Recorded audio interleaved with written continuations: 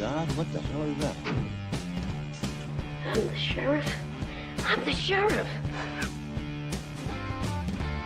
The other police, where are your badges? I don't have to show you any stinking badges. That's because I'm a stunt. Genuine sports personality. A legendary folk hero. Jesus Christ. There he is. Very baddest cat in the joke. Even the guards are terrified of him.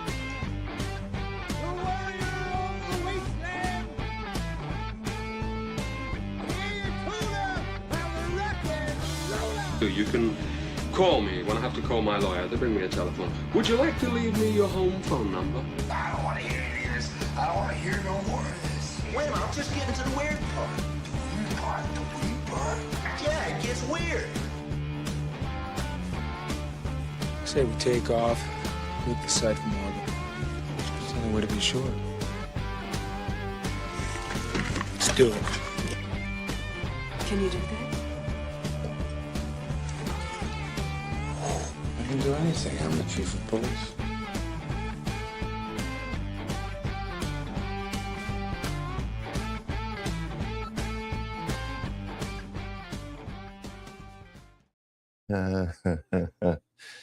Oh boy, I'm in trouble. I have started a real thing with this Chat Olympics. People are going to start murking each other up on the sites over this. I got Graham Robbins and Spider fighting on Kick, and nobody fighting on Rumble right now. That's good. Rumble's fair game. Anybody wants to get a gold, easy gold over on Rumble next time you roll in there. And then we got our usual dog fight going on YouTube. To wit, Marianne's, by the way, everybody needs to know, last week, Marianne's doping test came back. Just like Lance Armstrong, she's going to deny it. But she did get the gold this morning. And then we got Darth Yeager, got the silver. Congratulations. Donna Hall comes in with a bronze, being mad at Marianne. And you got Italian Jim, made an excellent showing, but the East German judges really didn't like the dance routine, so he got smoked on points there. Graham Robbins got the gold. Oh no, I'm not user friendly right off the bat. And then Spidey got the silver over on Kick. Oh man, that's funny. Hail Zephyr. Very windy Nevada. Oh no. And it's Wednesday the 13th. I don't have any idea why we don't, every 13th isn't a problem. We have Edmund, yeah. Spider says Marianne's the Edmonton Oilers of the 80s. Yeah. They just know getting around. They're going to, hey, we got Stanley Cup playoff. Who gives a shit? Edmonton's going to win. Let's just everybody pack up and go golfing early. Kind of how that rolled. Kind of how that went. I got, let's get to, sorry about the day off yesterday. We had a little canine emergency. We're doing better. We're not quite out of the woods yet. We're doing okay. We had other dog, not Texas Ranger dog. Studio dog is fine. Other dog was the one that had some issues. When you're 15 years old, man, that's pretty old for a dog. So when you got issues, you got to pay attention to them. She had some pretty severe tummy troubles. We had to take her to the doc. Doc's going to get back to us on results from the culture. We'll see what happens. But I felt bad yesterday. I'm like, oh, man. Could call Mrs. McCoy, have her take care of it. And I'm like, what do I do? I'm like, I'm going to have to bail. And then I thought, you're people, man. And then it was like, what would you say you do here? Okay, got to be a good dog dad. So I was up late with her, and then we got her over. Dogs first. That's true story right there. Dogs first. Kind of our backyard is there's a big fenced in area that we got just outside the studio here. And it's Southeast Texas.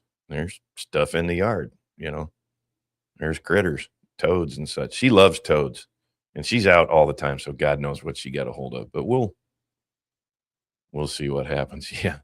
Graham Robbins, like Ferrari in the late 90s, early aughts race was always for you're racing for third against Ferrari. It happens. No, the YouTube Grim Reaper did not get me. Did not get me, Jim. Although that's a distinct possibility. I ain't gonna lie. One of these days, they'll come for me. They'll get me. Not anytime soon, though. You got to be monetized first, I think, before they can demonetize you. Right now, they don't give a shit. Nothing. That guy can do whatever he wants. He ain't getting paid. We ain't paying him. What do we care? It happens. So we're okay for now. Kick, rumble, that you can do that to. Oh yeah, fair enough. Tell that Spidey. Good point. Sorry, Spidey. For those that don't know, yeah, they're having a little channel trouble. I'll let Spidey tell the tale. It's not up to me. I'm not the guy for details on that one. I saw a couple of things on the show this morning. I think Jay's probably still going. He's going long on Wednesday, which is fine. That's kind of how you do on Wednesdays because you got the D tier over on daily. Nobody's really going to miss too much. I did see a couple of things I wanted to hit on. Florida's housing market, man, I can't stand. That's a bunch of Daily Mail bullshit. I can't stand seeing stories like that. There's two things that's wrong with the Florida housing market. Number one, overbuilding in 2020. Big 2020 rush. Builders don't respond at the speed of light. They got to get it going, and then they do. And then, it's too much. They get behind the power curve. Everybody's already bought what they can find. But the biggest problem, Florida passed they passed some legislation after they had a condo collapse. Hey, Wayfarer, what's going on? And that put a huge burden on townhouse condo owners, especially in the beach areas. It is nice to be back after being sick. After sick for days. I'm glad you're better. Glad you're better. I just had a day off. That's a me-centric version of what you just said. Sorry about that. I'm glad you're back, though. Zephyr, oh no. Yeah. We'll see what happens. I think she'd be okay. She seems okay today. So I think we'll be all right. But you never know. You don't want to take a chance with an old dog like that. So we got on top of her. Anyway, they're staring down the barrel of a couple of things. So the legislation that they passed put a huge financial burden on people. They got condos there. Not all of them live there full time. They got amazing HOA fees. And they're like, okay, I don't know that we want to pay that. Let's try and get out from underneath this. So they're selling what they got. There's a lot of stock trying to sell. Nobody wants to buy because they're going to buy into a huge financial burden. HOA's got to pay a lot of money to get their buildings looked at, fixed up, all that. If you, however, have a house in Central Florida, which is not on the coast, you are going to be just fine. In fact, you're going to make out pretty good because all those people on the coast are trying to rush hour and a half inland and get a spot out there. So you're going to be making some cash. The thing that they're facing down now, which is going to be, this is the one that's going to really freak people out. If by chance they happen to pass the repeal of property tax in Florida and you don't already have a house, good luck getting one. Because the property values are going to go absolutely through the roof. They are going to skyrocket. If you got a $300,000 house, that's going to be $600,000 overnight. Think I'm lying? Watch and see. And there's going to be plenty of people that want to go to Florida to not pay property tax. First of all, it's a beautiful place. It's like paradise, man. It's heaven on earth. With great entertainment. You got Florida, man. Got the ocean. Got some pretty good hockey teams. So you kind of got it all going on. And they tend to do, you know, by the way, I hear a lot of DeSantis was a terrible candidate. Well, DeSantis is one guy in the country that's actually getting shit done left and right. Go live in Florida. You see what I'm talking about. Go to any DMV office in rural. No, I'm not talking about the big cities because they all suck.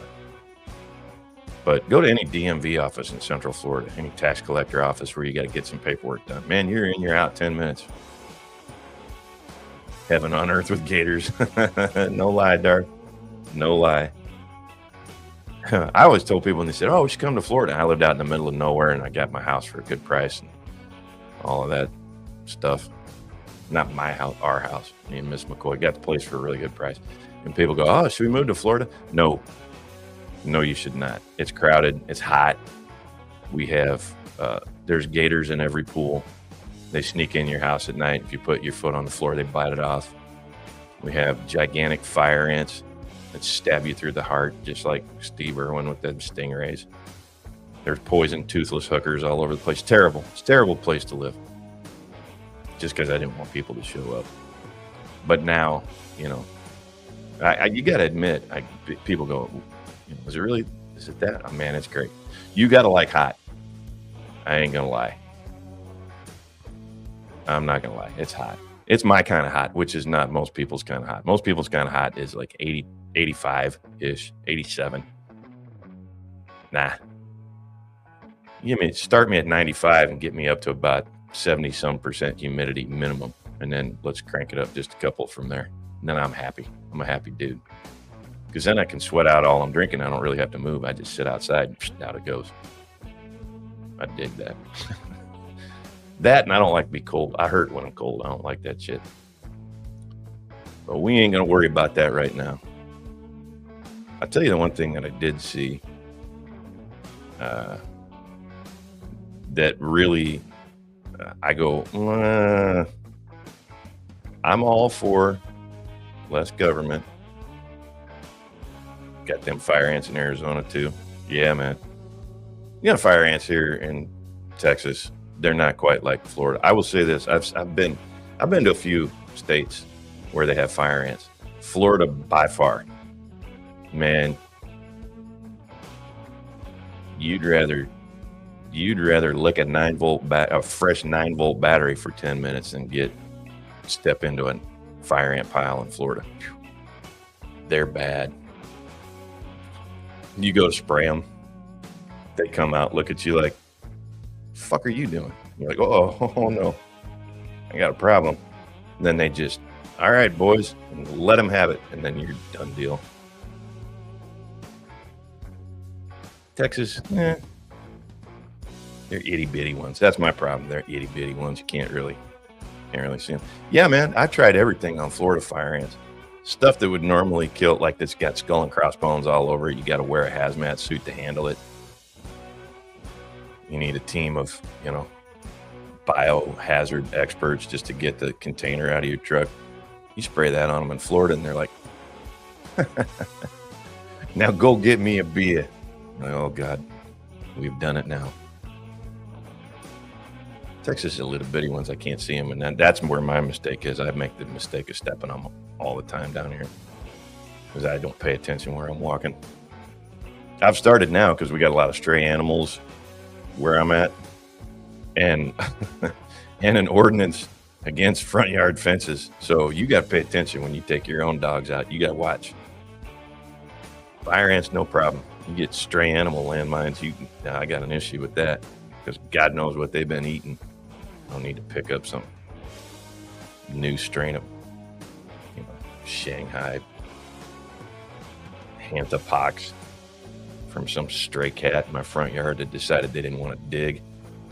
Dropped me a bundle and left. Yeah. Here's the thing that Florida did that I looked at and I went, not entirely sure on this one.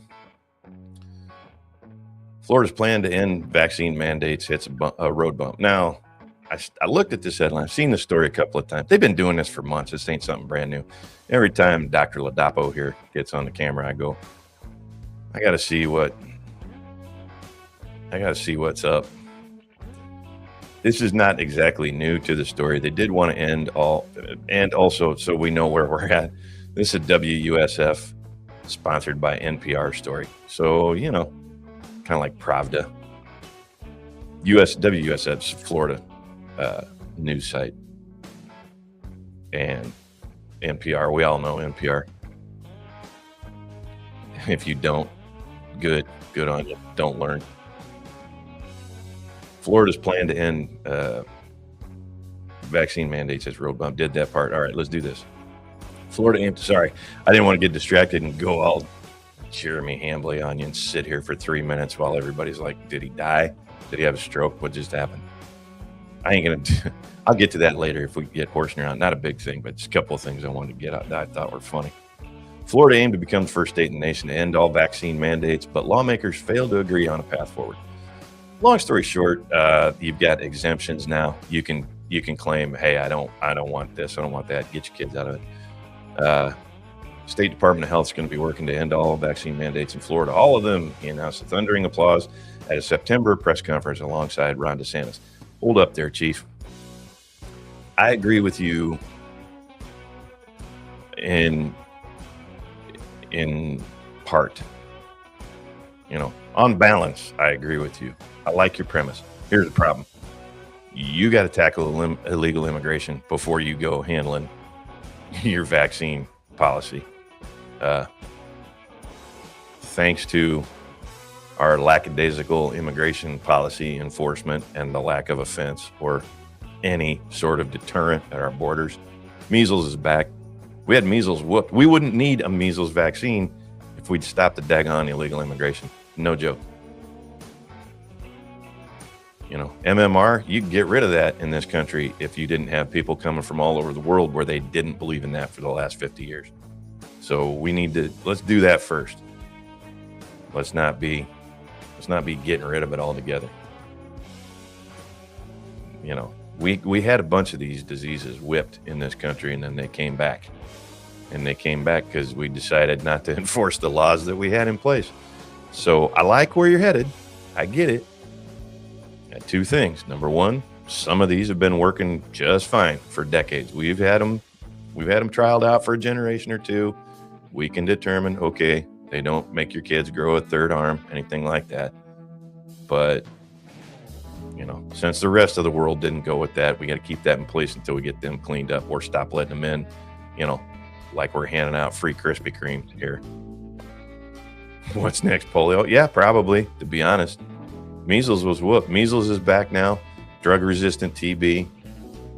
And when I say drug-resistant TB, I'm talking like you're going to wind up Doc Holliday, but without your own movie.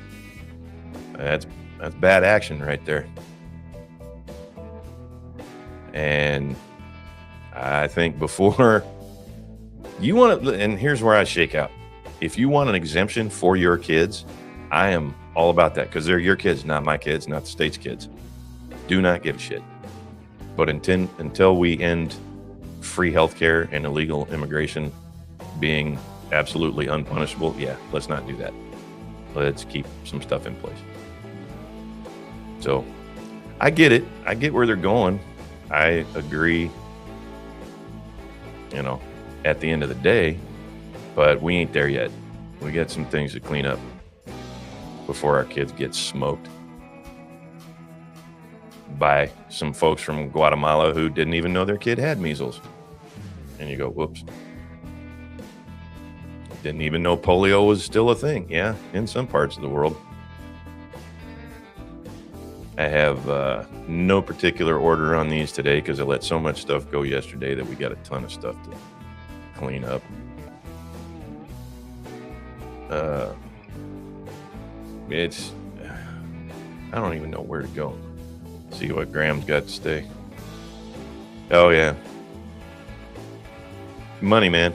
Graham's got a long one here, but the gist of it is this whole multivalent vaccine thing. Dude in Britain was trying to help a British pharma company that made children's vaccine increase their profits by splitting MMR. It would blow your mind. You know what? It's a great segue. Let's do this. I'm going to go, where are we at? I'm going to go here. We'll do this one next. If you think that Big Pharma has any interest in you other than as a walking wallet, let's go ahead and jump into this little gem. Bill Malugin on X. Breaking, not really breaking, been out for a little bit, but Senate Homeland Security Committee Chairman Senator Rand Paul, sometimes yes, sometimes no, tells me that COVID-19 whistleblower will testify publicly and in person before his committee tomorrow morning is an active CIA employee who will testify that the intelligence community has covered up the origins of the COVID-19 pandemic for years. Yeah, man. I'll take shit everybody with 2 brain cells already knew for 1,000, please, Alex. And then he goes, quote, I think this whistleblower helped to confirm that this was known. Yeah. Has been known for a long time. Yeah. And then when the scientists at the CIA looked at this, they discovered, or they concluded, that the virus had come from the lab. Wow. Not exactly groundbreakers here, Rand. People go, well, this guy confirms it. I don't need it confirmed, man. I got it. I got all the confirmation I need. Senator Paul tells me what we're going to find is that the cover-up is a real thing. Yeah, there are members of the community, the intelligence community, that still don't want the truth to come out. Yeah, I'll bet. I'll just bet they don't. I'm sure they'd prefer the statute of limitations runs out before anybody finds out what them goofballs are up to. I'm positive of that. Said the government was involved not only in funding this research, but then in trying to obscure the truth. It's nice that Paul, this is kind of why I'm, sometimes yes, sometimes no about Rand Paul. Man, you're reinventing the wheel right now. You want to do me a favor? You drag Tony Fauci by the ear up to a Senate committee and a whole bunch of cameras in front of God and everybody. And you have that little Keebler elf tell the whole story in court. Not just about that. About everything he's been up to over the last 40 years. But you drag some of the AIDS stuff out of this dude. I want to know about that. Man, I get, once again, heart attack from not being surprised. He's testifying right now. Yeah, I ain't going to cover the testimony because we got, like I said, we got a bunch of stuff to get through. But yeah, man, tell me something I don't know. Tell me something I don't know. Shit, even Alex Jones hit this one on the head when it started. I mean, come on. Yeah, the Beagles. Tell me, do it all, man. Drag. You want to make me happy? They got Tony Fauci's second command in a cage somewhere. God knows what he's talking about. I wonder what's going to come out about, oh, well, we didn't know this, that, the other thing. Bullshit. Bullshit, you didn't. No, man, I want him to talk so fast they need 2 stenographers to keep up with him.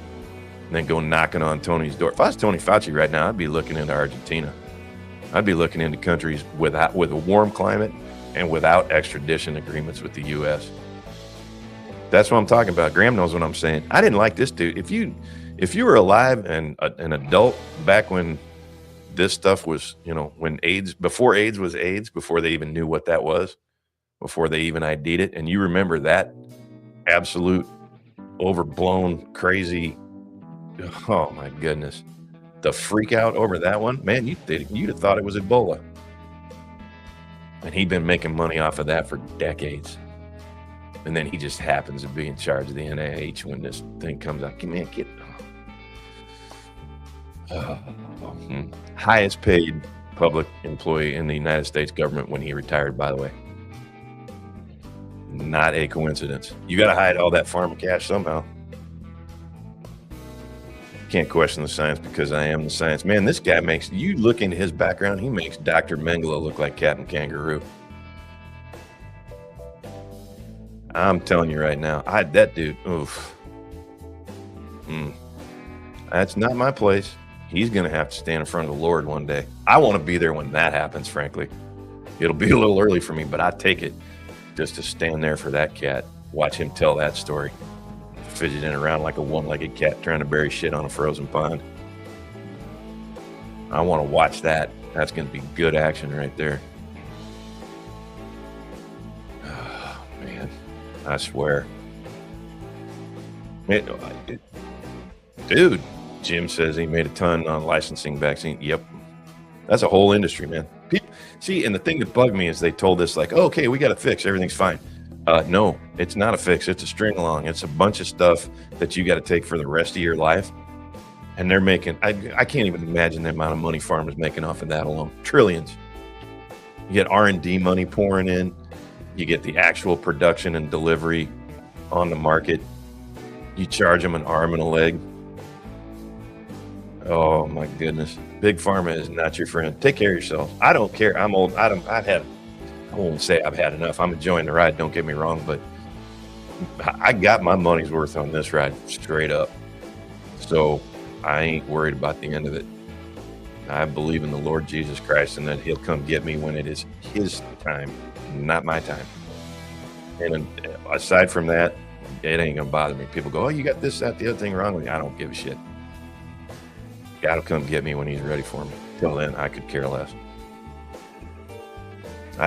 If you ever watch a cancer patient get treated long term, oh my God, that'll curl your toes. Oh man, watching the money that gets thrown around. My father is my stepfather, actually, to be fair, but my father died of cancer real young. That'll make you hate the industrial complex, the medical industrial complex right there. They don't know what they're doing, and they charge you an arm and a leg to do it.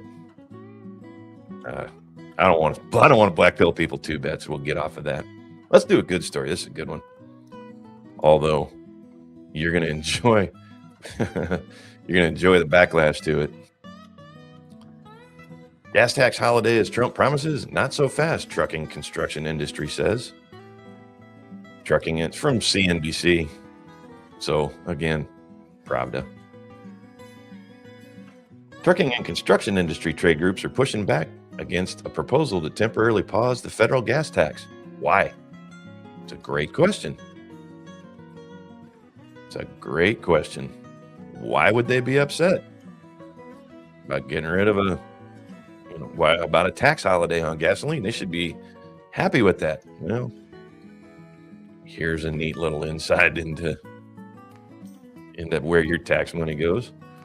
National average price of gas risen steeply since the start of the Iran war in February. Yeah, thanks. I'm going to call that like it is. Thanks a lot, Donald. You didn't have a plan for this one. You got caught flat-footed. I'm going to call that out.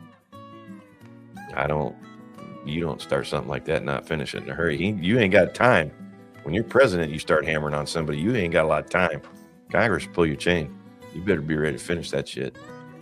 Opponents notice a gas tax suspension would raise the federal budget deficit and could harm roads and transit across the U.S. That first part they couldn't give a shit about. Raise the federal budget deficit. Oh, you're going to scream at that now? Nah. This is what they're upset about. Could harm roads and transit across the U.S. Want to know why the construction industry is mad about a gas tax suspension? Because the tax money that comes from that gasoline, those gasoline sales, goes to funding roads, bridges, what have you. Construction industry is up in arms because their cushy government contracts are going to get suspended or terminated because they go, we ain't got the money. We're going to have to cut you off. Means you either finish up this project on time so you don't get your extra stretch out 3 months because we forgot to put the correct crown on the road or whatever bullshit excuse you got. Yeah, you ain't going to get to pad that out anymore. They couldn't give a tinker's cuss about, the status of the roads or transportation or any of that bullshit. Their cushy government contracts are going away. And they're all union. Generally speaking, yeah. Yep, they sure are. And when I say generally speaking, I mean sometimes state by state, if you got a company that works specifically, there are places that they don't do that. It's pretty few and far between, but gas tax holiday is a good way to blow a hole in the collection of revenue for funding highway and transit repairs, but it's a bad way to help drivers who are affected by higher gas prices, said Brian Turmel, national spokesman for the Associated General Contractors of America, a construction industry trade group. So the unions are pissed they're taking their cushy overbill, over budget, over time projects because we ain't got the money to just hand it to you over. Yeah, go out and watch a road crew. I guarantee you, if they're out there more than a week, that contract was originally for, you get X amount of money. If you get it done in between here and there, you get a bonus. But you have to keep paying them as long as they're working, because some idiot in a contracting office didn't put in a liquidated damages clause that says if you do it incorrectly and have to come back and redo it, we're not paying you. In fact, we're going to take money from you. They forgot to put that in there. So now this company just keeps getting paid, even though it was their screw up. They get paid for the job twice. Think I'm wrong? I'll show it to you. I've seen it, man, up close and personal. I ain't making that up. Trump on Monday floated the idea of a gas tax holiday, though any such move would require not enough whiskey. Holy shit. Would require action from Congress, which has sole authority over federal taxation. So it makes a nice story, but you can forget that shit. That ain't happening. You want a tax break? Go to Florida. Florida's got tax breaks on cool stuff all the time. You got tax breaks on guns and ammo sales for a certain part of the year. I ain't lying. School season comes up, back to school season, you get tax break on all kinds of shit. I found that out first years on. I was in Florida. I went in to a store. I was buying some stuff, and the clerk is separating out my items on the tray, on the the little conveyor belt from wherever your card is to the checker's hands, and they're separating that stuff out. And I go, maybe there's some this is some southern thing I'm unaware of. Like, oh, we don't put eggs and soda in this same tray. What are we doing? I don't know. So I watched this go on long enough, and I got to ask. I'm a curious guy. I go, excuse me, did I do that improperly? And she goes, no. So these things all right here, this is all tax break stuff. And I go, oh. She goes, yeah, you didn't know that? I go, no. Tell me more of this magical tax break that you speak of. And she laid out. She's like, yeah, every year you get this, that, the other thing. These school supplies, anything related to, this food, that, paper, plastic, whatever. I'm like, no shit. She goes, yeah. So we just ring these up first. We ring those up last. That way we get, on your receipt. Shows you what you got breaks on, and it's all top bottom. And I'm like, huh. Isn't that something? And then later on from a buddy of mine, he's like, man, we're going pistol shopping later on. You are? Why? Did you drop one in the bay? What happened? One fall off the boat last time we went fishing? He goes, no, man. Tax break next 2 months, guns and ammo. I'm like, get out of here. You're making this up. Nah. Man, I was shopping at the local pistol and ammo shop. You'd have thought me and Timothy McVeigh was hanging. I'm like, this is on sale? I can get this without taxes? No kidding. All right. Got that in Ohio too. Yeah, man, that's cool. I love that they started it out at back to school season and thought, yeah, we'll stretch that out and make it a whole thing. Make it a whole big deal. Oh my goodness. Don't want to do a poll? Yeah, let's do a poll. Not for me. There's a story on a poll. It's not, number one, even if I wanted to do a poll, I'd have to just ask for ones and twos and then count them out here and tick them off the desk, because I ain't technologically advanced to do a poll yet. And people who watch this show that do this for a living go, you can't even do a poll? Boomer. I ain't boomer. Gen X. I don't know how to do a poll. I don't give a shit to learn. So there. I just pull out a piece of paper and start counting votes like you're supposed to. I don't trust the machine. That's what it is. I'm not stupid. I don't trust StreamYards to do it appropriately. I think there's the fix is in. The fix is in on any poll that I would do, so I'm not going to do it. Speaking of which, Mediaite, boys, a bunch of Pravda today. I went all straight, hard, lefty. Don't explain this to me. I have a perfectly good reason, a valid excuse, plausible deniability on how to not do polls. Now I got to know why. Thanks. Thanks a lot. It's on the right under the widgets. Recording, private chat, people, notes. Notes? No. Now I did that. Polls, new poll. Okay, I found it. I'm going to do a poll. How many people are mad at Donna for showing me polls? Because now I'm going to do one every 5 minutes. Shock poll. Yeah. Oh, yeah. And it's a beauty, too. You're going to wait till we get there, Spider. You're going to love this. No. No. We ain't doing that cost of tech support. No. Totally unsolicited advice. I learned that against my will. We ain't doing that. No. And now you owe me because I got no excuse to not do polls anymore. Man, I'm getting one guy in chat here. All right. Shock poll. Marco Rubio beats from Mediaite. Marco Rubio beats JD Vance by double digits in 2028 primary showdown. I saw this headline and I'm like, you have got to justify this to me. I'm going to love seeing this. I didn't have to get past the first line in this story. A shocking new poll from Atlas Intel. Stop. Anybody want to know what Atlas Intel is? What they do? Ask Dan Vask. Because they work in his country. And they're based in Dan Vask land. And they're basically a leftist think tank that claims that they do data collection and surveys and polls and such. They're literally, you ask me, they're probably a CIA front. Just my opinion, just my tinfoil cowboy hat opinion. Suggests that there may be a new favorite to win the Republican Party's presidential nomination in 2028. Yeah, I doubt it. According to the survey, which was conducted between May 4th and 7th, included a sample size of 2,000 American adults. A plurality of Republican respondents now identify Secretary of State Marco Rubio as their preferred choice. Carry the GOP's banner. Did you just, out of curiosity, call 1,800 people registered Republican in Miami and 200 who were registered in Ohio? Just out of curiosity. I'm not a statistician. I'm not a pollster, but I think that might be where they did their survey. Vice President J.D. Vance, who's long held the pole position in the race, finished in second with 29.6, followed by Florida Governor Ron DeSantis at 11.2. Ah, boy. That saddens me that more people don't consider Uncle Ron. Little Ronnie. He's short, by the way. That's probably why he didn't do well.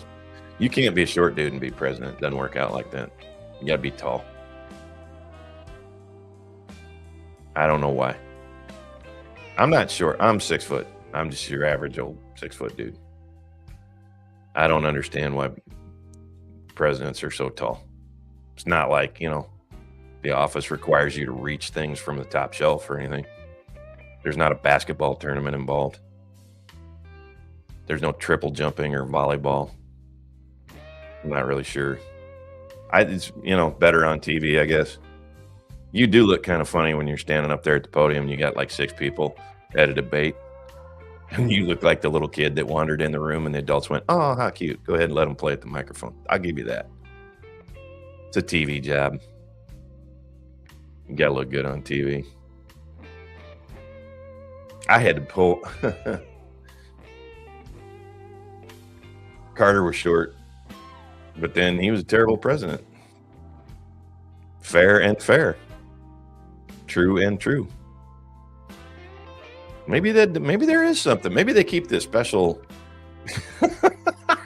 You go into the Oval Office and the special intelligence files, like the really good stuff, is up on this really high shelf in there. And you can't even see it unless you're like 6'2" or better. And you go, "Oh, hey, what's that up there?" And then you get a little step ladder and reach it. Maybe that's what they're doing with it. I think the media wants to start a fight between Vance and Rubio. I agree. I've seen more stories lately about how great Marco Rubio is and he's wonderful. And then look at all this stuff he's doing. I go, that's interesting. That's interesting to me. Oh, and now all of a sudden the media loves Marco Rubio because you find out people in the party like him and some genius in your party decided we start a little schism and see if we can get them all twisted up. Yeah, I don't think so, kids. Nice try. That ain't some, internet drama. Although after the internet drama I've been watching over the past couple of days, it might be that simple. There's some stupid people on this side of the fence, I ain't gonna lie. And I go, you go sit over in the corner. Here's some crayons, some paper, a little paste, some milk to wash it all down. Don't get in the room with the big kids. Speaking of eating paste, I often wonder how people get to the positions that they're at. And then I think, oh yeah, Democrat. I got to turn the music down for this one. You're going to love this. I'm going to see if I can get straight to Karen Beth. Javier Becerra gets mad at this gal right up front for not doing what he calls a profile piece. Well, you know what? Screw it. I'll just do, you know what? I'll let him tell it. Just debuted a new nickname. That's why we call them the Democrats. We have a new name. They're Democrats because they're dumb. California's proving them right. The favorite for Newsom's job can't even handle a local interview. By the way, this is a profile piece. This is not a gotcha piece, right? Well, look, I think these questions are fair. It's in order to learn about you as a candidate. So long as it's about the profile. I don't know how you define profile, but I'd like to begin the interview. The way I describe profile is you talk about all the things that I've done, things I want to do. So, yeah, puff piece literally gets on her about, we're not going to actually talk about, issues. You're just going to tell everybody how great I am, right? Okay, Javier. It's even worse. Free breast implants aren't enough. You need a new set of pearly whites. How many people who are unhoused that you meet? Unhoused.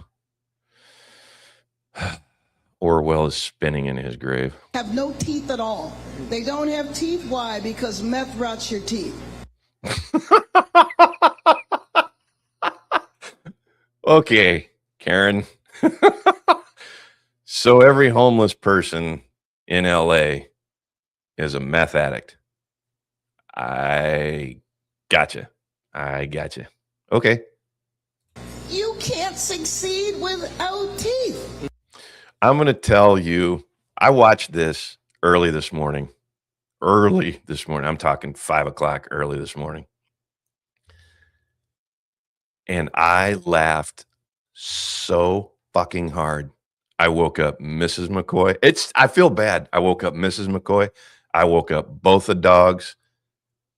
Probably my neighbor who likes to work on his Harley at all hours of the night. Probably woke him up. I came unglued. Here's why. I am not going to play a clip. I do not want to get copyright struck. However, Tom Segura, who is, in my opinion, an incredibly funny human being, one of the best comedians. It's one of the best stand-ups I think I may have ever seen. The guy's brilliant. He has one of the funniest bits ever where he goes off on people's teeth.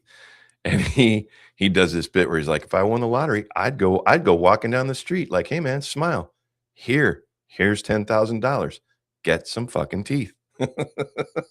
It was so when she said this morning, I swear to God, the only thing I could think is Tom Segura is watching this somewhere on X and going, that bitch stole my bit. I came unglued. Karen Bass is ripping off Tom Segura for vote. So there needs to be comprehensive health care provided to people. Comprehensive health care. Just say free shit. Just say what it is. God's sake, woman. I ain't even doing the rest of that. Okay. That was really all I wanted to do. Not only is Karen Bass an incredibly bad mayor, she's a joke thief. Okay. Karen Bass, she did not one time, I guarantee you, I watched the entire thing start to finish. Doesn't get any funnier than that, frankly. You get past that and it starts to get, it'll angerify you a little bit. I'm like, yeah, we ain't doing that too far down the road. But I was like, okay, not only do you not know how to run a town, not only do you not know how to speak in public, lady, you better hat tip Tom Segura. You're going to use that bit. because that's one of his better bits. So shout out Tom Segura. And Karen Bat. I hope he comes. I want to, one of these days, I want, she opens up the door and there stands Tom. I'm like, hey, what's up? And she'll be like, hi, Tom. And he'll go, so what's with the whole teeth bit stealing thing? And she's all stunned. He's like, come in and talk to you for a minute? She's like, sure, come on in. And he just starts opening up the fridge and like popping beers, doing like eating food out of her fridge. Like, I think I'm going to be here for a while until you pay me back for that little bit you just stole. And he stays for like a month and a half. Hey, Karen, where's the remote? That would be funny as shit to me. Yeah, I'll leave when I'm paid back for that bit you stole. Plagiarist. Do a little Law and Order here. Love this bit. Especially from people who are in the government that are acting like 4-year-olds. Tennessee Democrats removed from House committees following special session disruptions. Bring that up. I don't want to do that big. Let's still put me back in the corner there. This is a nice start. Tennessee House Speaker Cameron Sexton removed Democrat lawmakers. I don't like Democratic. That's not a proper term. That ain't right. Democrat lawmakers from House standing committees and subcommittees on Tuesday following disruptions during the recent special session on congressional redistricting. If anybody missed this, it was like they played the video of these idiots in Tennessee throwing a fit when they lost the redistricting cheat that they've had going on forever. And they decided to go kind of Waffle House. And I'm like, no, that ain't how we do things here. And some state troopers got involved. And one of these fellow by the name of Powell, Jason, I believe is his first name, Jason Powell, decided he wanted to get into a little pushing match, a little pushing and shoving. I got a lot of patience with people. Okay, you're in uniform, people get upset. It's kind of your job to deal with upset people. I get it. You touch me, I don't care what the motivation is. You ever go hands-on on me, I'm gonna drop you like a sack of dirt. It is that simple. I'm gonna drop you like a hot rock. In a letter addressed to House Democratic leader Karen Camper, dated May 12th, Sexton accused members of the Democratic caucus of actions aimed at, quote, disrupting the democratic and legislative processes and creating disorder on the House floor, end quote. The letter cited several incidents, including interlocking arms in the well of the House, blocking aisles on the House floor, encouraging disruptions with protesters and attendees in the gallery, use of prohibited props and noisemakers, flagrant disregard for House rules. Okay, it's a nice start, but here's the deal. You went ripshit riot through a legislative session that you didn't care for the outcome of, and you expect you're not going to be expelled from the House, faithfully discharge the duties of your office? You're out. Bye-bye. You're gone. Another letter addressed to Representative Jason Powell informed him he had been removed from all House standing committees and subcommittees and directed questions to Camper. Now, that's nice, but like I said, Jason Powell's the dude that decided he wanted to get handsy with the trooper. I got news for you. Jason Powell should be answering that letter from jail. None of these people got arrested. None of them got booked. Man, even civil protesters back in the day got booked. That's how it works. You still got laws. Karen Bass. I like this from Wayfarer. She didn't want to solve the homeless problem. She's not interested in solving, but rather give free teeth to meth heads. Look, we've said this before, and I'll say it again. There is no money to be made in winning a war. There's plenty of money to be made in fighting a war. And when you talk about the war on poverty, homelessness, whatever, it's the same shit as any other war. Yeah, winning it costs you money. Fighting it, you make all kinds of money. Oh, we need a program for this. We need a program for that. God, the slush funds would blow your mind. It would blow your mind. Assault on an LEL. See, I wouldn't even do that one, to be honest with you. I wouldn't even do an assault because it's not going to stick. I'll tell you what I would do. Disorderly conduct, interference, obstruction. There's all kinds. I could think of 3 off the top of my head that I'm pretty sure would do just fine. Would at least get you booked into jail. Oh, that's okay. I knew where you're going, Wayfarer. I saw it. But yeah, man, I don't care. That's the problem. That is the part of the problem with why people don't like the government. They don't like the legal system because it is not applied equally. Well, he's a state representative. I don't care. I do not care. I don't care if you're my mother. Look, you broke the law. We're in public. There's a shit ton of people watching. This is what's going to happen. People need to see. That's how it works. I'm not going to stand here and let you get away with shit because you're a legislator. I don't care. You're subject to the same rules as everybody else. Well, in the House, we have special protections against blah, blah, blah. No, you don't. That's getting to and from. While you're here, you're still subject to state law. We got rules. There's a picture of Powell. I'll put it back up here just as a goof. I'll show you who I'm talking about. This fella up here. Let's see if I can.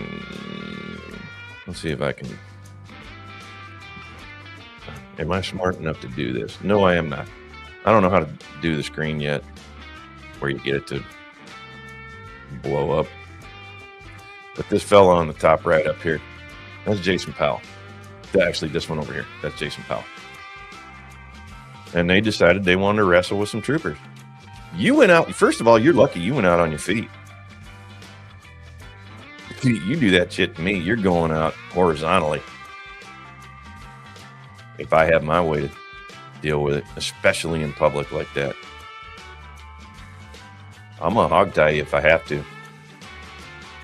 But I'm going to put you face down before I put you in cuffs. They got to stand up the whole way. No cuffs, no nothing. Bullshit. Nope. We're going to the carpet. Then I'm going to put bracelets on you. And then I'm going to frog march your ass out of here. And I'm going to beg you to resist just a little along the way. I'm going to whisper it right in your ear. Come on, I dare you. Resist me. Just a little bit. But hell, if it doesn't work, I might even say a little something to you, get you spun up. About what I'm going to make your wife do when she gets there to bond you out. And then off to the races. I think I won't. I feel bad. I was going to do some Jim Comey stuff today, but I got to be honest with you. Guys, a scumbag. I don't really care. I can't prove that point any more than I already have. Let's get off the politics and stuff. Let's talk about Hollywood for a little bit. Move over to the world entertainment. We've done enough politics for a while. They're scumbags. We know it. I got you. We're good. New York Post on X. This one kind of breaking my heart. I remember, if you remember the G.I. Jane days, seeing this boy, that'd just crack you. Now, I know everybody gets older and all that, but daggone. Old Demi got something going on upstairs. That's a daggone shame. Look at this poor woman. She looks like an Auschwitz victim in a wig. I feel bad for her. I really do. I don't really have too much. She was at Cannes. Demi Moore's toned arms take center stage on Cam Film. Toned my ass, man. That woman needs a cheeseburger badly. And she got a ton of issues. You know, and she kind of keeps her mouth shut. She's from the days before they did. She was in a weird space. They don't do too much politics. I know she's doing Landman. Bruce is at home dying. She's helping take care of him. Doggone, I feel bad for some people. She learned the hard way the Lauren Bacall message about Hollywood doesn't want you when you're over a certain age. After a certain age, they don't. I think she said it was 20, Lauren Bacall. I don't remember. I'd like to quote her, but I can't. But essentially, that's what she said. Hollywood's done with you after a certain age. And I'm like, well, no. And we talked about it last week. Not really. If you got the chops, you can work forever. Look at Meryl Streep. She's still working, and working a lot. Devil Wears Prada 2's killing it. I'm like, that ain't true. You're just mad if you're young, if you're a Zeglerite or you're that Millie Alcock or whatever. Hollywood hates. Yeah, they hate me because I'm a woman. That's bull. Shut up. That's not true at all. Poor Demi got to go out like that. I think she was in the substance. And I think that might have ruined her a little bit. That kind of weirded her out. I don't want to go too far down that road, but she was from a good era, and I wish her the best. And I can't imagine, man, that whole Bruce Willis thing. I got to tell you, for a dude, you want to talk about ironic. For a dude that made his career about how charming and quick-witted he was to go out like this. Little touch of irony if you like that sort of thing, huh? Remember back in the moonlighting days? Hudson Hawk, terrible movie, a lot of great one-liners in it. Last Boy Scout, Die Hard. Guy's got all those great witty lines, great in interviews, buddies with, Stallone and Schwarzenegger was kind of in that crew for a while. Then Schwarzenegger decided to get all political, and then he fucked it up. He had to open his mouth. Now Arnie's, I wouldn't say he's exactly thin, but he's getting old. Stallone's still looking pretty good, but every time I look at that dude, man, I look at him, he looks like a tick that's about ready to pop. Like, God, your blood pressure's got to be incredible, dude. How have you not had a stroke by now? You see him in that Tulsa King. I'm like, damn, he still looks like he's in pretty good shape. But God, he just looks like his blood pressure's about 280 over 156. I'm like, God dang, dude. You're bright purple and you're puffy. Did you get stung by something repeatedly, or what the hell happened there? But he's still making a hell of a lot more money than me. He's probably in better shape too. So I don't know, what the fuck do I know? Then you look at dudes like Michael Clark Duncan, how he went out early, and I'm like, see, careful, Sly. You're getting up there, brother. Sit down, dude. Stop lifting heavy things. Sit down. Give that oversized heart a rest for a minute.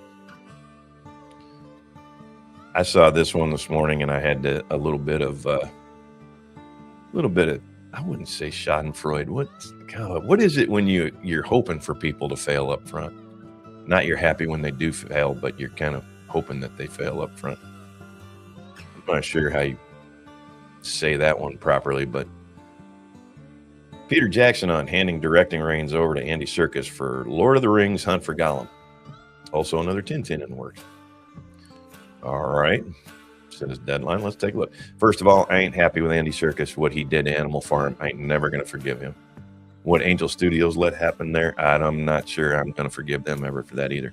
That's one of the most important stories of the modern world. You want my opinion? That thing's saving lives. Communism is deadly, and it needs to be stopped everywhere it's found.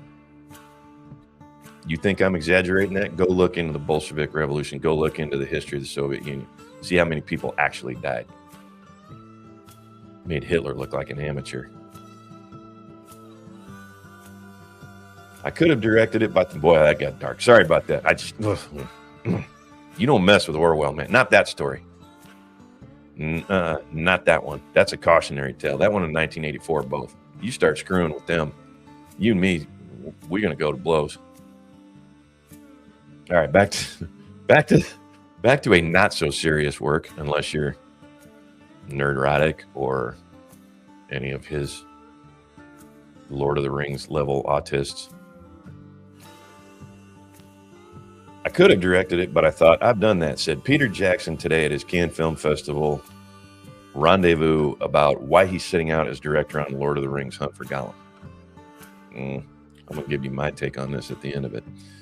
It would be more interesting with this particular story, which takes place between The Hobbit and Lord of the Rings, if Andy Serkis directed it. I'm going to say it's not, actually. Andy Serkis couldn't even tell fucking Animal Farm correctly. I don't think he's going to do The Hunt for Gollum any favors. Throw Colbert into the mix. Yeah, good luck. He's not on the. I'm not sure if he's on this. I don't care. I don't pay attention to what Stephen Colbert does. I know he got no bit. He can't write for his own fucking show. What's he doing writing for a Hollywood movie? What are we doing?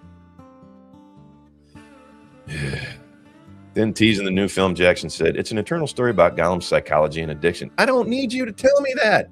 Every other movie has told that story. Show me another Lord of the Rings movie where you didn't get some version of he's a hobbit, he gets the ring, he flips out. Boom. You know what the story, I get it. I don't need to dive deeper into his psychology and addiction. I get it. It's a personal story to Gollum. Andy knows this guy better than anybody. I'll bet he does. I'll absolutely bet he does. Yeah. Are you going to, Andy Serkis, are you going to work your way through every great modern British writer and piss on him before you die? What's your goal? Tell me where you're headed, big guy. Tell me what's up. Because he knows the story of shit. Yeah, don't read ahead, Jim. Don't read ahead. We're going to get there in a minute, bud. Hold on. Too lazy to create something new, just ripping. Yeah, well, more than just ripping off books. He doesn't like them, apparently. I haven't even got to the Odyssey yet. I don't even know. Oh, yeah, we'll get to that one. We'll do the Odyssey here in a minute. Oh.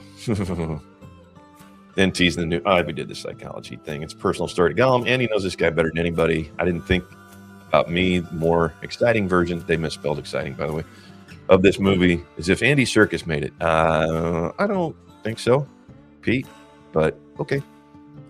I'm leaving it to him. I'm here to help where I can, but I don't interfere. I've given him as much freedom as I can, said Jackson, who's a producer on the New Line project, which hits theaters on December 17th, 2027. Jackson's also said he's writing a new Tintin. Deal was for Spielberg directs one, I direct the other, and the filmmaker who produced the 27 movie. Jackson also hopes to make a movie about the Dam Busters raid, which is an attack on German dams by the RAF carried on May 16, 1943 by the 617th RAF. Interesting story, sure. Don't know that it's going to require an entire 2.5-hour movie, but you never know. If he touches C.S. Lewis, you're going to come unglued. Hey, prepare yourself, Zephyr. It's Hollywood, baby. Or whatever that fucking dink said. Yeah, that was her. It's Hollywood, baby. From a 20-year-old. Go in the back. Director Jackson was originally looking to do this movie before he had to commit to The Hobbit after Guillermo del Toro. I can never say that dude's name. I got a thing about R's.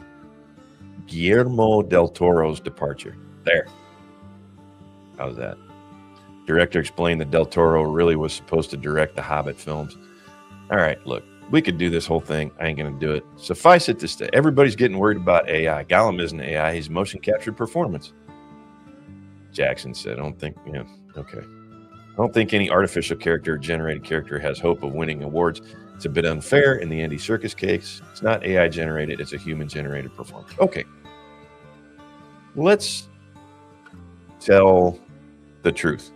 Andy Serkis is an amazing actor. He's an amazing character actor. Did a great Gollum. He was fantastic. Well, he is Gollum. I mean, let's be real. Did a great job. Caesar, the Planet of the Apes movies. Guy's awesome. Great facial expressions. Can do a lot. You know, very expressive without a lot of dialogue. Okay. Love it. Guy's great. You stay on this side of the camera. Okay. It's that simple. I'm going to stay on this side of the camera. If I'm Peter Jackson, you stay on that side of the camera. Because I don't like when you retell things on this side of the camera. You just do what I tell you to do. We're going to do it. We're going to get along just fine. Now, I don't think Peter Jackson stepped out of this role because he had other things to do that were more pressing. You cannot tell me that another Tintin, which you're really just getting together an idea for, and a real rough back of the napkin sketch of a mediocre World War II story is taking precedence over this project. Want to know what I think's going on?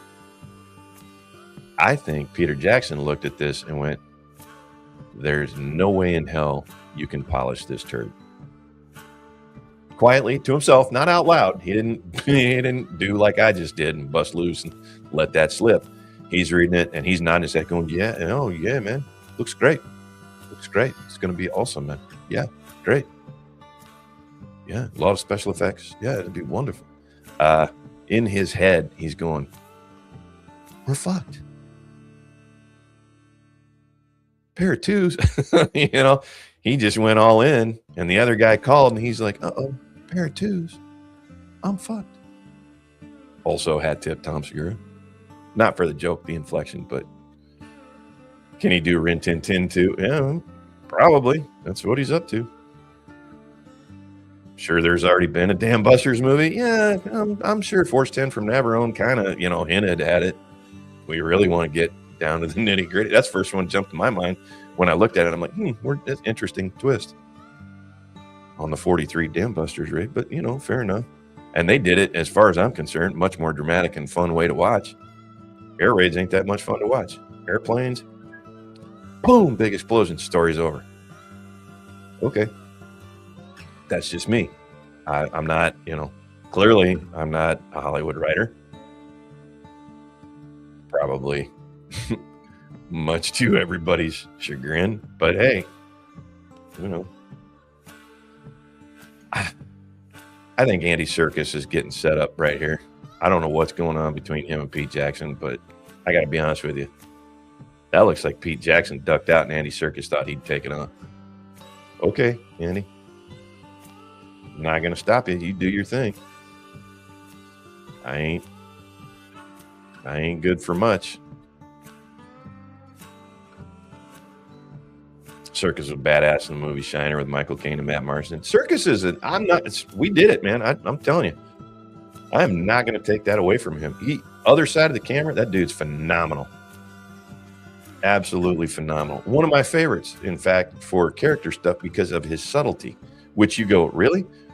Takes a lot to do the motions that he does for Gollum and make them goofy without being crazy, but do them enough so that a computer can key into it and generate it properly.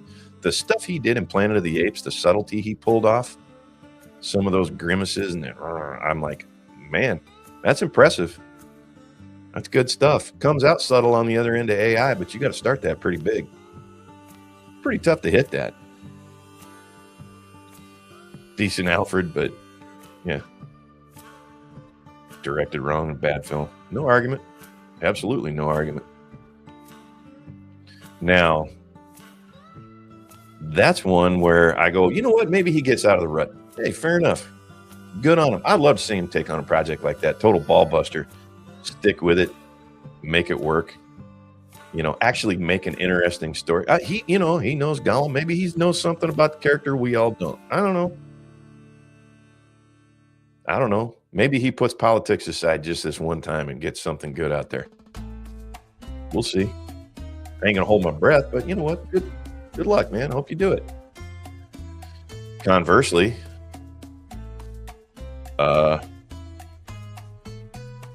Christopher Nolan. What the fuck are you doing with the Odyssey? Christopher Nolan defends the Odyssey armor and casting Travis Scott after online backlash. What is the best speculation? I think the best speculation is he's lost his daggone mind. That's the best speculation. Or he's on some Kalshi betting market and he's going incredibly short on their take. I have no idea. Is he buying default bonds in the studio at this point, or what are we doing? Are you buying credit swaps and you're not telling anybody? Because you're going to have a hard time convincing me that you're not out of your mind on this one. Arguably the most hotly anticipated movie of the summer. Really? Because sweeping epic, retellings of Homer. And why are we retelling Homer in some fashion? Why are we modern daying it up? If you have a period piece, the one thing you can't do is break that period. There's two real big no-nos in the movie biz. breaking the fourth wall, and anachronisms in a period piece. And this thing's just chock full of them from the trailer. So I don't think most hotly anticipated movie of the summer, unless you're a hate watcher, in which case, yeah, you're probably chomping at the bit. I'm gonna go with a notepad straight up. Just so we're clear, I'm gonna go see this with a notepad, and I'm gonna do it. Celebrated filmmaker Christopher Nolan's follow-up to his Oscar-winning Oppenheimer. Really? Follow-up how? Just as a movie in general, or are we trying to tie these two together? Oppenheimer, yeah, good movie. Yeah, not my favorite, I'm gonna be honest. And I like me some historical movies. Oppenheimer, okay. Watch Fat Man and Little Boy. You want to see some fun. You want to see a fun story about that. Condenses the story up a little bit. Doesn't focus on Oppenheimer quite so much. Yeah, I don't care so much about the armor, but the casting's out. Listen, if you get 1,000 people to go see this, maybe one of them will go, hey man, that helmet is not right to that period, or it's the wrong color. They didn't have that crest that pointed that way. It was going the other way. All that kind of shit. You're going to be maybe 1 out of 1,000 people is going to be able to do that. Travis Scott, however, is going to stick out like a sore thumb. Doesn't belong in the story. What's he doing here? Nolan's giving me more reasons not to watch one of my favorite stories as a mythology nut. Yeah. It's the most enduring story. You take the Bible out of the equation, this thing's been around just as long, known by maybe as many people, but stands the test of time story-wise. You don't need to change that. We don't need to fix it. We don't need to modern it up. You do that to a period piece, you're cooked. Graham, yeah, exactly. Ryan said it the other day, the face that launched 1,000 Crips. I thought that was funny. Lupita Nyong'o. We'll get there. We'll get there. They didn't specify. Yeah, when they said they launched 1,000 ships, they didn't say which direction the ships were sailing. Didn't say they were shooting at each other at the time either. It's a film the likes of which Hollywood rarely signs off on nowadays. An ambitious sword and sandals epic with massive sets, some practical effects, and a cast of thousands. $250 million budget tentpole. Show of hands how many people think 250's horseshit right off the bat. Especially with that big a cast, extras, and practical effects. Anybody want to? Yeah, oral. That was another one. Somebody goes, "Oh, it's oral." He does this. Oh, it's oral poetry. Hey, man, it's one of the oldest preserved texts that you can find. That's complete. Oh God. Okay. All right. Calm down. Calm down. All right. All right. God damn, I hate when people get history wrong. And it's not even like you can literally point to a picture of the son of a bitch here now today. God.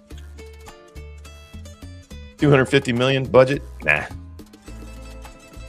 I'm gonna go a little higher than that one.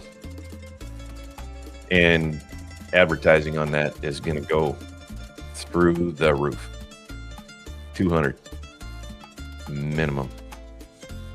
Adapted from Homer's epic and hitting theaters July 17th. First in Nolan's career to be shot entirely on 70. Okay, so first of all, your 250 budget, the whole thing's on 70 millimeter IMAX. Your camera costs it's preclusive of a simple 250 million on this scale. I'm not buying that bullshit for a minute. I do not make movies, let's be clear, but talk to anybody about camera costs. Ask Spielberg what it cost to film Jaws. Ask Lucas what it cost to film Star Wars. Ask what kind of problems they had. Shit, go back to Citizen Kane. Go back to ask, find out how much Orson Welles spent digging holes in the floor so they could have a ground up shot that was from foot level. How long it took to develop rigs to do. Dolly, oh my God. Ugh. Stars Matt Damon as Odysseus, a Greek king. Yeah, you guys know the story. I ain't gonna do it. Let's get past Damon, who I think is okay, dude. Time to hang her up for a little bit. Although he's not even remotely the worst in this group. Matt Damon is Odysseus, a Greek king who's embarked on a long journey home filled with one outstanding obstacle after another to return to his fearlessly devoted wife, Penelope, Anne Hathaway. Ambivalent. The all-star cast is rounded out by Tom Holland as Telemachus, Robert Pattinson as Antinius, Lupita, I mispronounce that all the time because I think there should be an I in there, by the way. I'm aware there's not. Lupita Nyong'o as Helen of Troy. Zendaya as Athena.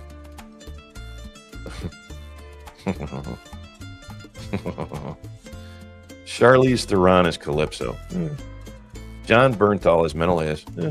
And Benny Safdie as Agamemnon. I don't know who Benny Safdie is. I don't give a shit. Unless he looks like Brad Pitt, and that's a waste of my fucking time. I thought, I heard this thing got, this, no bullshit, this is a true story. I heard this thing got greenlit. I'm like, really? You're going to redo the Odyssey. You're going to do the Odyssey. Okay. Kids don't know what it is now because it's no longer taught in schools. And those of us who are old enough to remember what it actually is, hate it because we were forced at gunpoint to read it in school. So what are we thinking is our audience here? And I go, all right, whatever. As an older adult, I appreciate the story much differently than I did when I was in high school. But generally speaking, most people that were forced, PBF camera equipment is leased these days, not bought, but it does cost quite a bit. Oh yeah, to be fair, it does. But you still got to set up dollies. You got to dig, you got to rig all that shit. Rigging the camera is what costs you. You're setting the whole thing up in 70 millimeter. You know the size of them cameras. You know what I'm talking about there. You know the background shots of about 18 million different gaffers trying to get one 70 millimeter camera 20 some feet in the air facing the right direction so the wind don't blow it while you're shooting. You know what I'm talking about. I hate the Safdie spider says. I don't know who the Safdies are. I don't, and I ain't even gonna bother looking them up. That's how much I care about that shit because the rest of it blows it out of the water. Nepo babies. All right, fair enough. Fair enough. Zendaya as Athena. Can we stop Jared Letoing Zendaya into and Pedro Pascaling Zendaya into everything, please? Can we stop? She unfit. Now, we haven't even got to the good part, but originally I'm thinking in my mind when I hear about the green light on this, legit, who's going to be Achilles? Brad Pitt's out. So who's going to be Achilles? And they come up with, I identify as Achilles. Now, I said this yesterday while I was watching a show. And and they were talking about the Odyssey, and I legit, yeah, please, for the love of God, Zendaya and Jared Leto, Hollywood, let it go. It is not happening with these two. Stop it. I don't care what kind of pictures they got of you with whoever. I don't care. Quit it. But I'm thinking in my mind, you know what they're going to do is they're going to put Timothée Chalamet as Achilles. Because I thought, who's the dumbest pick you could possibly make for Achilles right now? And I watched Chalamet in Dune. I'm like, you watch, they're going to stick him in this. They're going to stick him in this daggone Odyssey. Hollywood looked me square in the face and said, hold our beer, old man. I was like, the balls, the unmitigated balls on you people is unbelievable. So I'm hearing the, casting. I hear the controversy. I legitimately, here's how my head works. I legitimately think, and the imagery goes into my head. I go, I don't think Ellen Page is even big enough to be Achilles' skeleton. Legitimately. You can't even tell me.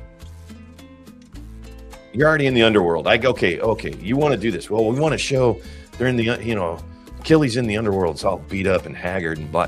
That's not even, she can't even be she, well, who gives a shit? Whatever. Mr. and Mrs. Page are not even big enough to be Achilles' skeleton. So what made you think that was okay? the Lupita Nyong'o thing. Yeah, sure, of course. I'm like, yeah, of course they are.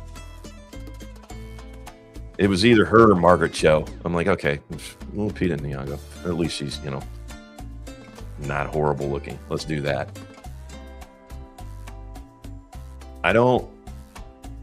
That one I kind of expected that, but man, if I was Greek, I'd be pissed, frankly. If I was Greek and I saw this, apparently they don't have a very strong alphabet lobby, because I think the Greeks should be offended by this one myself. I'd push that. Some Chamber of Commerce type, some Mycenaean Chamber of Commerce member, and be like, whoa, lawsuit. And then you throw Travis Scott in there as a bard. Did I even get there? Are Mycenaean daggers that are black and bronze? He's talking about Mycenaean daggers that are black and bronze. Nobody's seeing that movie. Me and maybe Graham might notice it, and then maybe 3 other people on the internet will go, I'm not sure why the Mycenaeans have not, bronze daggers. Why are their crests going the wrong way? Why is their column out of order? All that bullshit. Maybe Ryan. I don't know. Shad will probably notice. And aside from Shad, nobody's going to pick up on this shit, right? Shad Diversity is going to sit there and bitch through the whole thing about the armor. Wow. Well, Elliot Page and Lupita Nyong'o, make out in the movie. 2 characters that never even, you know what I'm saying. And Shad will be bitching about the armor. The rest of us are like, excuse us. Why is Travis Scott now Achilles? What are we doing? Nolan also defended the casting of rapper Travis Scott as a bard whose appearance in an early trailer caught some by surprise. I cast him because I wanted to nod towards the idea that this story has been handed down as oral poetry, which is analogous to rap. Okay. Number 1. Many stories were handed down as oral poetry, Edda prose kind of thing, by cultures that didn't have writing per se. This is not one of them. This is one of the oldest existing, complete texts that you can go and look at, and it's just about the same as it was when it was written. Maintained Rage would definitely catch that. Maintained Rage would be like, hey, why are they out of order? Oi, mate. Hang on a minute. Hang on a tick. You're like, Rage, settle down. Bring me a beer. Wait, bring me 2 beers. Long walk to the dunny. Yeah. All right. Okay, Rage, calm down. So, no. Oh, no. God, those people. Go to a cricket match or a footy match with those people. Cricket match is nothing but a 3-day drunk fest. Go to a footy match with them people sometime. That's a scream. Or Australian rules football. When you watch, if you've seen Australian rules football, you're going to know what I'm talking about. When the goal judges with the white funny hat and the white coats at the end, somebody gets a try and they do that thing with their fingers and they point in front of them. Ask an Australian what the crowds yell to those judges every single time before they make that motion. It is one of the funniest things. If you've never heard it in person, first time I heard that in person, it was hysterical. They're funny people. Raging Rhino was on Yellow Flash the other night. They were going off about the quartering thing. Oh my goodness. They were doing shots for 50 and up. My goodness, they were getting hammered. And boy, they went to town. Raging Rhino was funny. But back to Nolan. Speaking of funny, Nolan says he wanted to make a nod. Why are we doing a nod to rap? Well, this story's been handed down as oral poetry. Just a bunch of them have. And there's more forms of oral poetry than rap. And they're not analogous. They're actually oral poetry. Why don't you throw some Vikings in there? See how that rolls. There's some pretty good oral history there. I can't. Hollywood's done. They know they're done. This is literally, I look at Hollywood now. Hollywood is throwing rocks at the country on its way out the door. Is exactly what is going on. Wayfarer with a banger. For 400. It's the weirdest and worst casting so far in the movie industry. The Odyssey. Bob, who is Travis Scott, Alex? Correct. Yeah. Surprised Awkwafina wasn't cast as Helena Troy. No. Not far enough. Get Lupita Nyong'o in there. Awkwafina could have been Agamemnon. Make her Athena. Who gives a shit? Who? It don't matter. Well, why is Dylan Mulvaney not in this son of a gun? Throw in a couple extra characters, too. What the hell? Get a couple more Greek gods in there. The spider with a dandy. Speaking of oral history, young gallon cigar in the White House, something. Yeah, man. 2 birds, 1 stone, some assembly required. My goodness. Oh, boy. All right. That's about enough speculation. Hang on. Hold on. Hold the phone.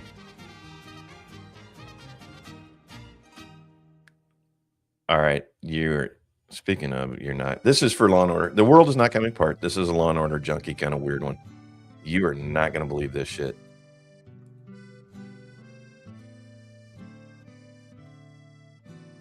You like the impression? I have done so many. Thank you very much. I have seen so many Jeopardy episodes. It would blow your mind. We used to play in the barracks for money. No lie. Every night, 6 o'clock, it came on. We'd sit down. If you weren't working, man, you sit down and play Jeopardy for money.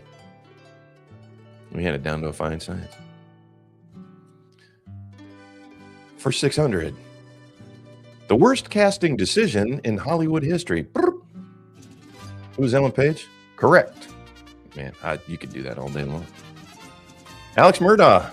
Double murder conviction overturned. Just hitting the wire. South Carolina Supreme Court ordered a new trial in the killings of Murdaugh's wife and son. Is your justice system at work, folks? I don't know what basis. Let's take a look. South Carolina Supreme Court on Wednesday overturned disgraced attorney Alex Murdaugh's double murder convictions and life sentence, ordering a new trial in the killings of his wife and son. Latest twist in a winding legal saga, state's top court ruled that Murdaugh was denied his right to a fair trial because Colleton County Clerk of Court Rebecca Becky Hill's improper external influences on the jury.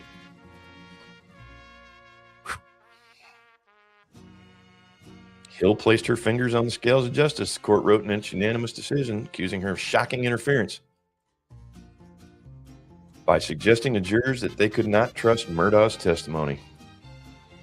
Holy shit. Okay. Guess we do it again. In the case, prosecutors accused Murdaugh, convicted 2 years ago in 2021, killing his wife and 22-year-old kid. You kill your own kid, man. Killing the spouse, that's one thing. Killing your own kid, you got to fucking screw loose. And I mean, in a way that ain't going to get fixed. I'll tell you that right now. In the case, prosecutors accused Murdaugh of carrying out the killings to earn pity and distract from financial crimes that threaten to derail his public reputation.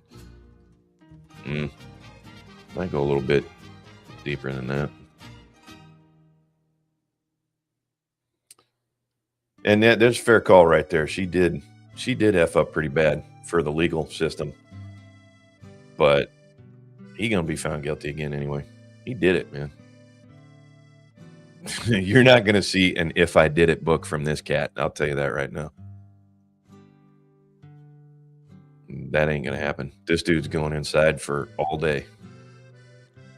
He'll get shuttled back and forth and we'll do a whole nother sham and that's fine. But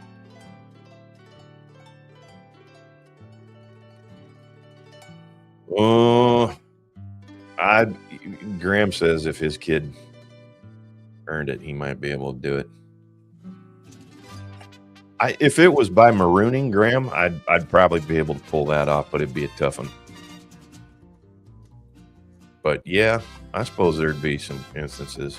I don't want to play that one. I don't want to play that game. It makes me sad. Gets another field trip out of the pen. Yeah, it's about all that's going to be. I know you weren't trying to sell that like a home. Like, yep, I'll pull the plug on him, no problem. I know you weren't doing that, Graham. I know you weren't doing that. Oh boy. Hill's lawyers didn't immediately respond to a request for comment. Hill, for her part, pleaded guilty last year to criminal charges for showing sealed court exhibits to a photographer and lying about it in court. She was sentenced to a year of probation. Let that be a lesson. You know what? Okay. Oddly enough, this can make a weird tie into how I'm going to finish up today. This is going to be... It's a bit of a stretch, but I think I can make it. So this gal who's a court clerk, who's really her job is just to, file forms, make sure things get stamped, get put away. Yeah, thankfully we went there. There you go, Graham. That's a game we're never going to have to play because we raise our children properly. That's true. Hopefully that'll never happen. Never say never, but we got a better than good chance that that's never going to happen. Let's put it that way.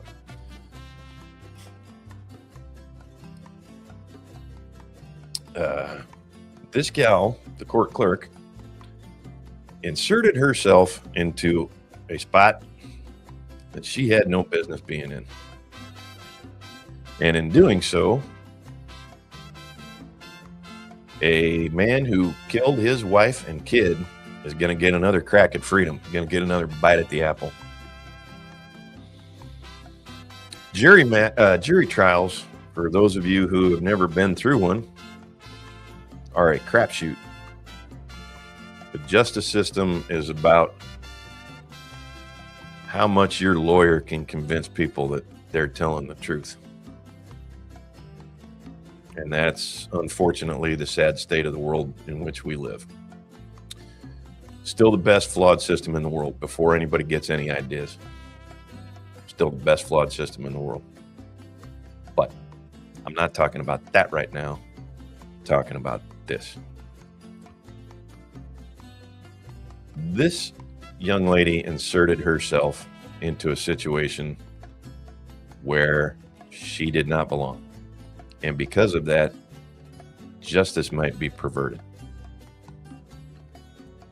I have spent a lot of time on the internet this last weekend, these past couple of days, listening to all of the drama, all the quartering stuff, all the Chrissy Mayer stuff, all the Melanie Mack stuff. There you go. Thank you, Spider. I don't like the system either, but until one comes along that's better, I'll follow the rules. Yeah. Magnum Force. Dirty Harry, he didn't like the system very much because he wanted to just smoke Scorpio, but then it kind of came around to him.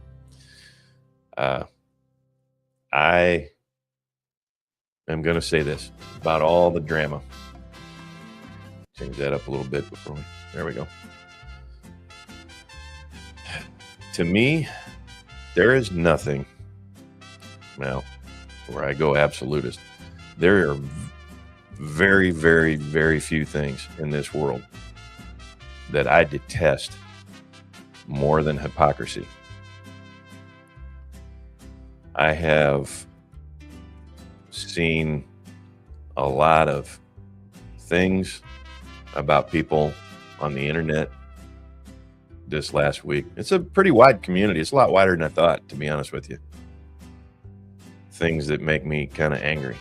And I thought to myself after a little bit of consideration, that's really none of my business.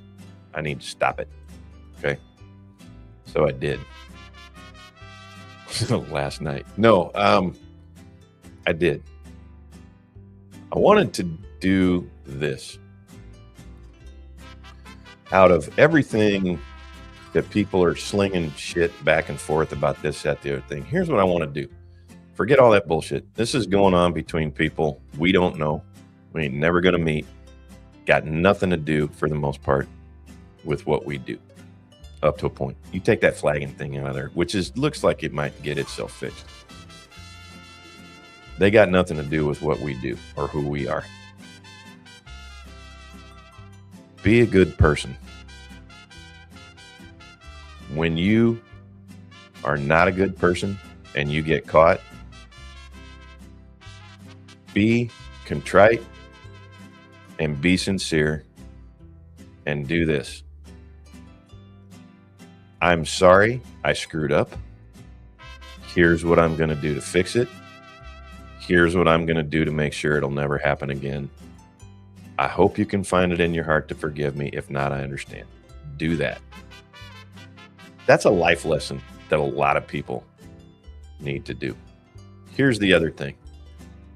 I am not even remotely, by any stretch, the best Christian you're ever going to meet. I'm probably one of the worst Christians you're ever going to meet, to be perfectly honest with you. I got about 5 of the 7 deadly sins rolling at any given moment in my life. Let's just be clear. I try not to tell people anything about their relationship with God. I don't care how good your relationship is with God. Everybody else should probably do the same, because none of us got any call to call anybody. I see religion get tied up in this thing a lot, and I go, boy, every single person involved in this that's throwing that around one way or the other, you're going to have some answering to do one of these days. Religion got nothing to do with any of this shit.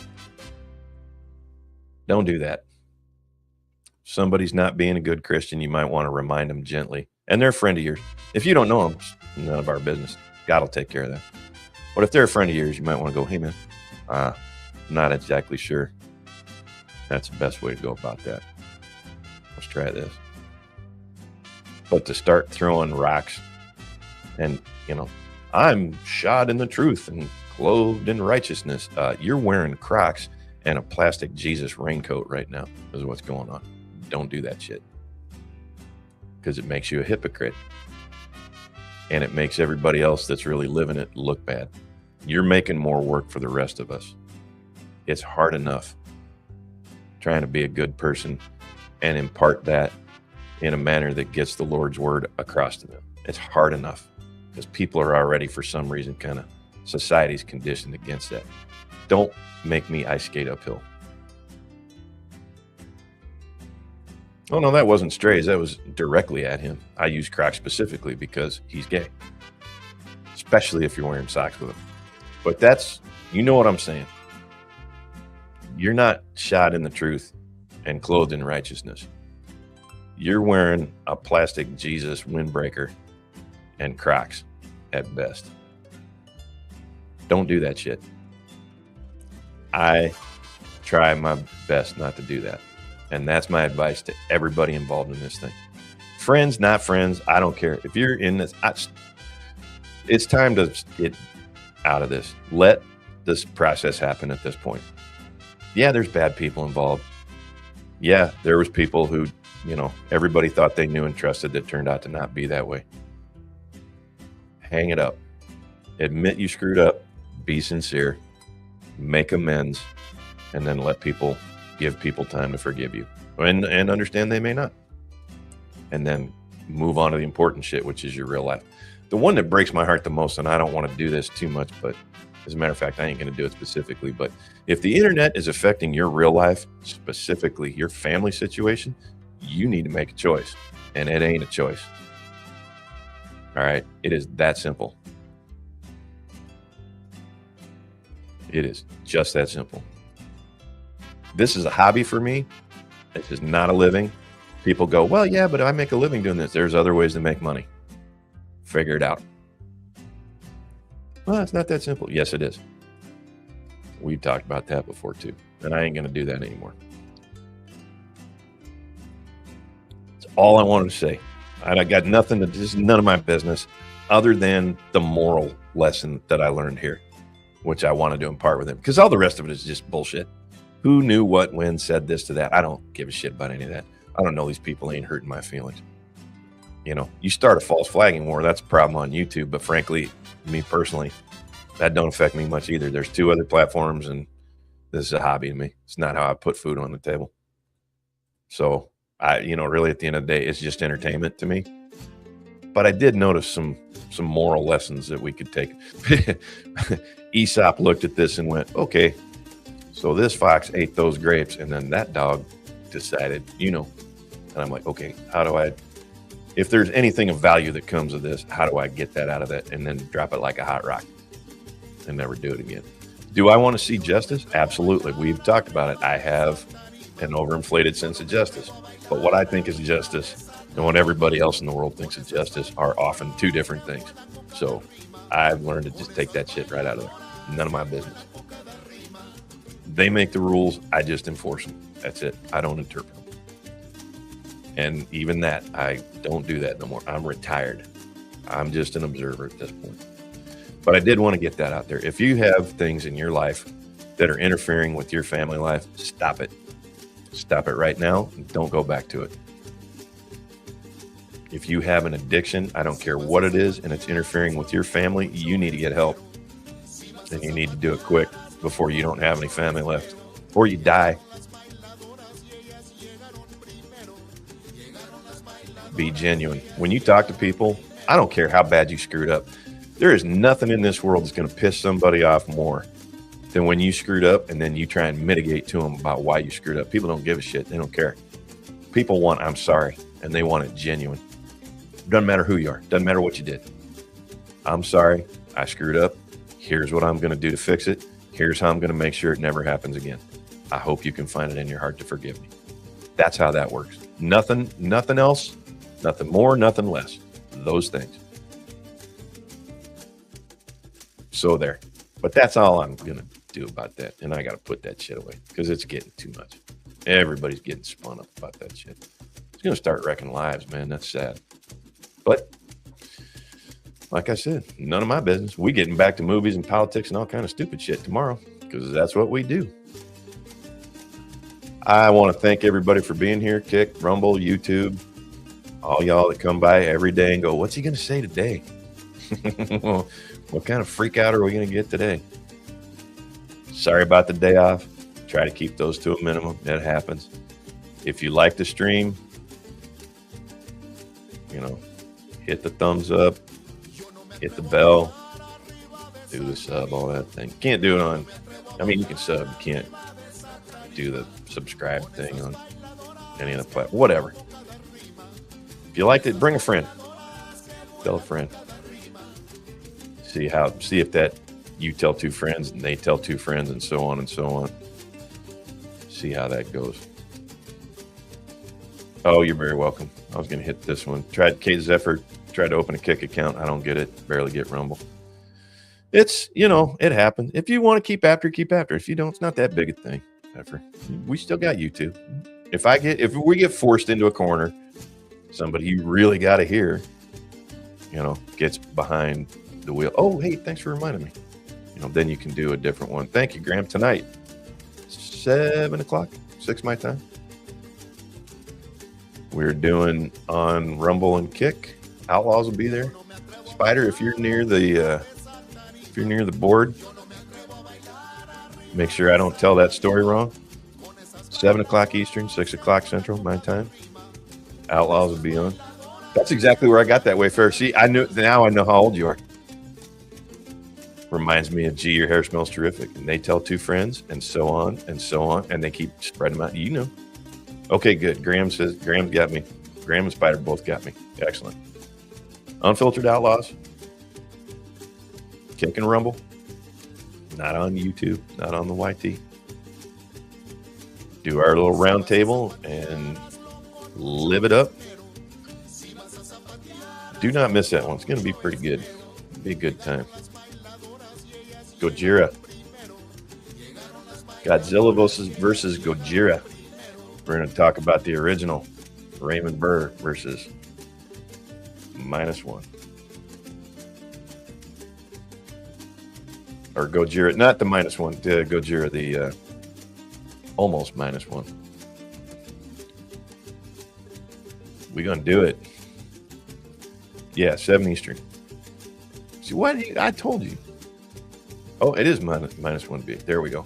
Don't confuse me. All I know is I got the original. I'm good. I got the Raymond Burr version. I'm good to go. Which I'm very happy about because I dig on that film a lot. I don't want to spoil it. I'm the only one everybody knows how I'm going to lean on that. But if it's a head-to-head, man, that's a tough one. Whew. That's a tough beat right there. I'm an originalist. That's why I'm always like, get the sheriff in here. He's always good for that old shit. We know how he's going to roll. Let's beat up that old man with, oh, this is why the new one's better. And I go, okay. That's why it's better. All right, you guys are right. Anyway. All right, that's enough of that. Let's get on out of here. God bless y'all. Thanks for coming by. We'll do her again tomorrow. Like, sub, hit the bell, bring a friend, all that bullshit. Spread the word.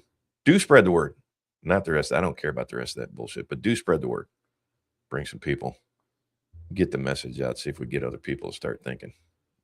That'd be cool. Until then, be good to yourselves. Be good to other people, especially people we don't always exactly feel like being good to, because that is what the good Lord told us to do. I'll catch y'all later. I'm just about done here. I never did know your name. Yes, you do.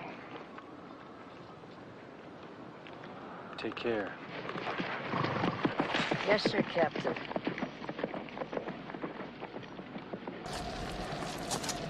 Well, that's great. That's just fucking great, man. Now what the fuck are we supposed to do? We're some real pretty shit now, man. You finished? It's the end of the road.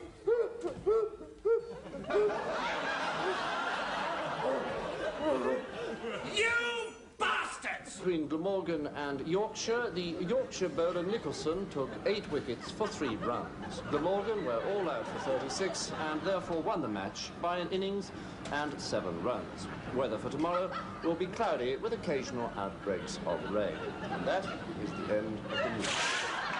And now? Can we go home now?